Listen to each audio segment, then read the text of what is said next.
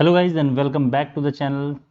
सही है, set theory हमने पढ़ ली है क्लास 11th में और आज हम बात करने वाले हैं एक अद्भुत से टॉपिक रिलेशन एंड फंक्शन। रिश्तों की बात चलेगी, रिश्ता बनाने आना चाहिए।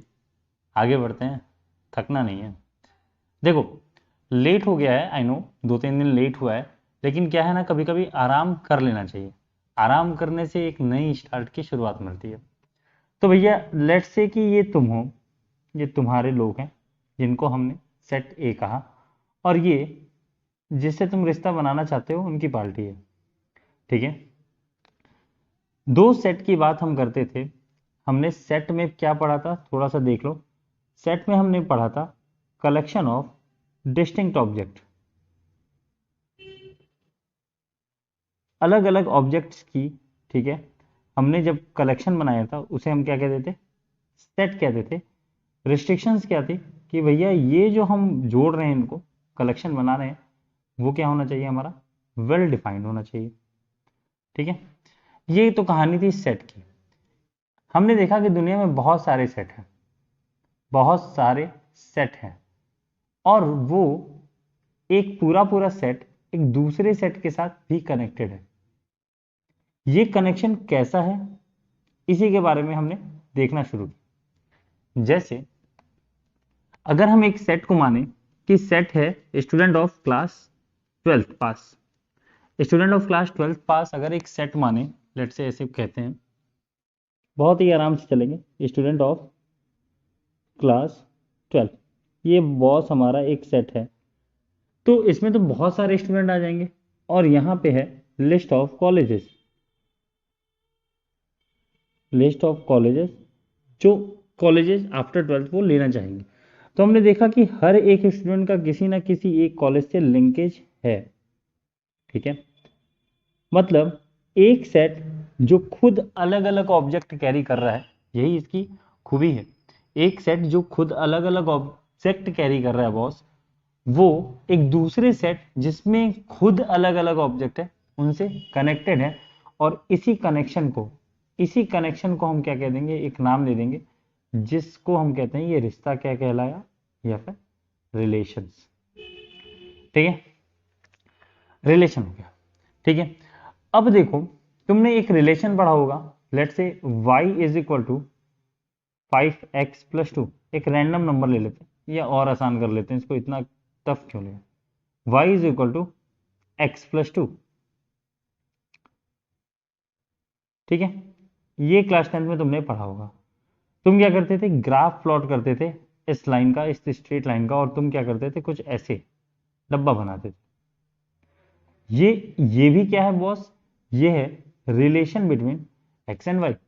तो एक्स बनाया, वाई बनाया बॉस, और फिर क्या किया, एक्स को 0 रखा, y2, वाई को 0 रखा, x-2 आ गया। कुछ ऐसा ग्राफ बन जाएगा। ग्राफ कैसा भी बने वी डोंट केयर, अच्छा चलो बना ही लेते हैं। एक्स 0 है तो वाई क्या है, 2 है, और यहाँ कहीं पॉइंट आ गया, और वाई 0 है तो एक्स क्या है, -2 है, मीन्स यहाँ कहीं ग्राफ है। ये हमारा बन गया। यहां पे हमने देखा कि अगर इसको रिलेशन के फॉर्म में लिखें तो हम लिख सकते हैं कि relation is from X to Y, means X put करने पे हमें क्या मिल रहा है, इनपुट, वाई मिल रहा है output. X will be input और वाई विल बी आउटपुट, ऐसे कह सकते हैं, क्योंकि तुमने एक्चुअल में एक्स को ही फिल किया। ठीक है, अब कहानी समझो थोड़ा। यहां वाले पार्ट को हम क्या लिख सकते हैं, 0,2, और यहां वाले पार्ट को हम क्या लिख सकते हैं, -2,0। ठीक है, तो हमने देखा कि यहां पे भी अगर हम इसे कंसिडर करें कि x जो है और वो y है। ठीक है, क्या रूल हम लगा रहे हैं कि boss y is equal to क्या होना चाहिए, x+2 होना चाहिए। तो इसमें a b c d जो भी नंबर्स होंगे वो इधर के 1 2 3 4 किसी और नंबर से क्या होंगे, किसी ना किसी तरह का कनेक्शन रखते होंगे, और वो कनेक्शन क्या होगा, ये जो हम यहाँ पे बना रहे हैं y is equal to x+2 का कनेक्शन। ठीक है, और इस कनेक्शन को हमने लिखा कैसे, 0,2 करके लिखा, या फिर -2,0 करके लिखा, या और भी ऐसे पॉइंट्स हम लिख सकते हैं, पॉइंट्स हम लोग बोलते थे कोऑर्डिनेट सिस्टम में, पॉइंट्स ऐसे लिख सकते हैं जो कि इस पर्टिकुलर इक्वेशन को सेटिस्फाई करे। ठीक है, नाउ अब हम इन्हीं पॉइंट्स को हम क्या बोलेंगे, ऑर्डर्ड पेयर। ये कैसी स्पेलिंग है, ऑर्डर्ड पेयर बोलेंगे। ठीक है, अब यहां से कहानी शुरू होती है रिलेशन की, रिश्तों की। ऑर्डर्ड पेयर क्या होता है, ऑर्डर्ड पेयर होता है, ऑर्डर्ड पेयर हम लिखते हैं in the form of x comma Y में, जहां पे x बिलोंग करता है इनपुट सेट, ठीक है, और y बिलोंग करता है हमारा आउटपुट सेट। ठीक है, और ये हमारा हो गया x और ये हमारा हो गया y। This is from x to y। जितने भी x में आएंगे वो हमारा इनपुट सेट कहलाएगा और वो पहले लिखा जाएगा, और जो भी बाद वाले सेट में आएंगे उसे हम क्या कहेंगे, आउटपुट कहेंगे। और बस सेम वैसा ही काम करना है जैसे हम लोग कोऑर्डिनेट सिस्टम में करते थे। ठीक है, यहां तक समझने के बाद हम एक और टर्म सीखेंगे, कार्टेशियन प्रोडक्ट।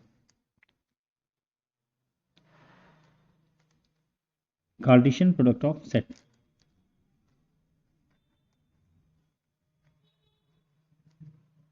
अब इसमें क्या होता है बॉस, कार्टेशियन प्रोडक्ट में क्या होता है, कार्टेशियन प्रोडक्ट को हम लिखते हैं, रिप्रेजेंट कैसे करते हैं, रिप्रेजेंटेशन इसका होता है ए क्रॉस बी, जहां पे ए एंड बी क्या है, नॉन एम्प्टी सेट है। मतलब अगर तुम्हारे कोई पास क्वेश्चन आए फाइव वाले सेट को लेके तो वहां पे डिफाइन नहीं कर सकते, क्योंकि ये क्या है, नॉन एम्प्टी सेट पे ही डिफाइन। ठीक है, तो ए क्रॉस बी में मेंबर्स क्या आएंगे बॉस, अब ये झोल, तो देखो ए क्रॉस बी में मेंबर्स क्या आएंगे, ए क्रॉस बी के अंदर सेट बिल्डर फॉर्म में लिखना है कि एक्स वाई का ऑर्डर्ड पेयर आएगा such that all x will be belong from set ए पहले वाले सेट से, and all y will belong from set b दूसरे वाले सेट से। समझ में आया, और बहुत आसान भी है इसको बनाना। देखो जैसे अगर हमारे पास सेट a दे रखा है, सेट a हमारे पास दे रखा है तुम्हारा 1 और 2, और सेट b दे रखा है तुम्हारा a और b। ठीक है, रिप्रेजेंटेशन सीखते हैं। हमारे पास दो सेट है बॉस, एक हमने ऐसे बनाया और एक हमने ऐसे बनाया, जैसे मैच द फॉलोइंग करते थे, ए और बी। यहां हमने लिखा ए में क्या है 1 2 है, और बी में क्या है ए और बी है। कनेक्शन कैसे हो सकता है, हमें कनेक्शन लिखना है, कनेक्शन की चांसेस लिखने हैं, तो मे बी 1 कनेक्टेड टू ए, एक ये पॉसिबिलिटी हो सकती है, या फिर 1 कनेक्टेड टू बी, ये भी पॉसिबिलिटी हो सकती है। सारी possibilities you have to write. Second वाला केस क्या होगा, 2 भी हो सकता है ए से कनेक्टेड हो, और 2 भी हो सकता है बी से कनेक्टेड हो। रिप्रेजेंटेशन इसका कैसे करोगे कि A cross B will be equal to, set बनेगा ना, तो उसमें क्या आएगा 1 कॉमा ए, 1 कॉमा बी, फिर 2 कॉमा ए और 2 कॉमा बी, ये हो जाएगा। बस ऐसे करके लिख देना। सारे चांसेस, कनेक्शंस के सारे चांसेस को हम क्या कहेंगे, कार्टेशियन प्रोडक्ट बिटवीन ए क्रॉस बी। ठीक है, आई होप ये समझ में आया होगा। इसके बाद चलते हैं, इसी तरह अगर सेट ज्यादा बड़ा हो तो ज्यादा हो सकता है, ज्यादा छोटा हो तो और छोटा हो सकता है। इसके बाद एक चीज और समझेंगे, समझना क्या है, देखो कि हमने देखा कि ए में अगर कार्डिनल नंबर क्या था 2 था, इसके पहले देखो कार्डिनल नंबर ऑफ ए क्या है 2 है, और कार्डिनल नंबर क्या है बी में भी 2 है, और कार्डिनल नंबर ऑफ बी भी क्या है 2 है। नंबर ऑफ सबसेट ये सब तो हमने देख लिया था, लेकिन अगर हमारे अंदर चुल हुई कि number of ordered pair in A cross B, Cartesian product का कार्डिनल नंबर क्या होगा, तो यहां पे हमने देखा यहां पे इस केस में क्या आ रहा है 4 आ रहा है। मतलब यहां पे हम सीधा सीधा ये कर सकते हैं कि cardinal number of A cross B will be equal to cardinal number of A multiplied by cardinal number of B. इसको आओ समझते हैं कैसे ये आंसर आ रहा है। बहुत ही डेप्थ में करेंगे, कॉन्सेप्ट क्लियर मतलब कंपटीशन भी क्लियर।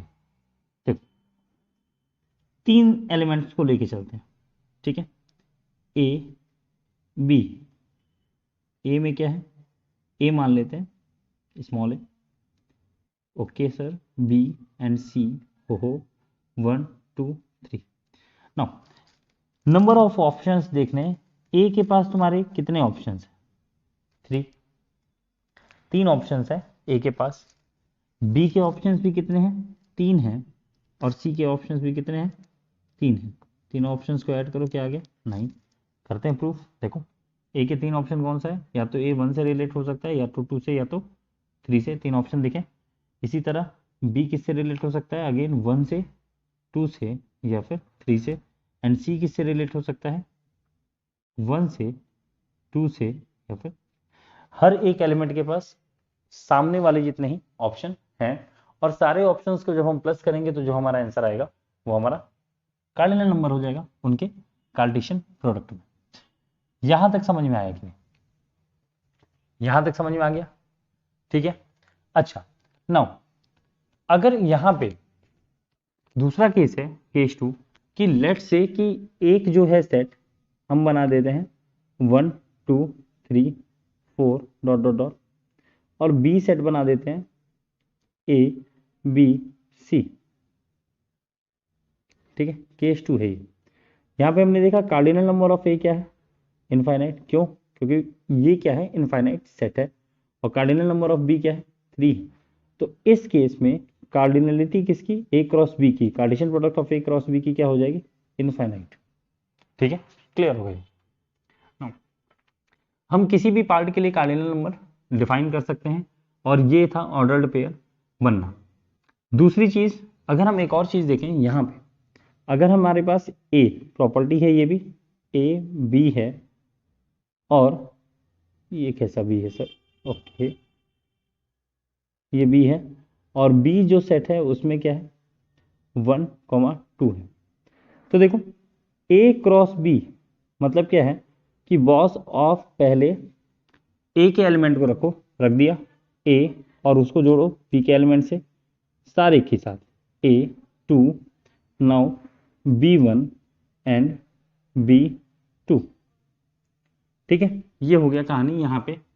नाउ अब यहीं पे अगर अपन B क्रॉस ए निकालने के लिए मरने नहीं लगे अगर, तो इसका क्या मतलब हो जाएगा कि B के एलिमेंट को इस बार आपको क्या रखना है, पहले रखना है, 1 A 1 B, 2 A and 2 B। तो इन जनरल क्या होगा, यहां से हमने देखा कि A cross B will never going to be equal to B cross A।